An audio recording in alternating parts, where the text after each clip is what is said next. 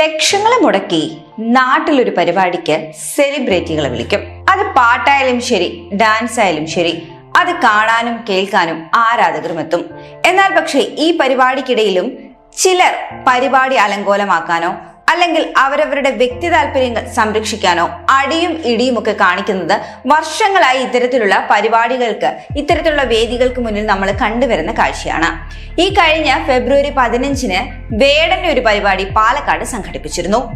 ആ വേദിക്ക് മുന്നിലും ഇതുപോലെ തന്നെ ചില സംഭവങ്ങൾ അരങ്ങേറി.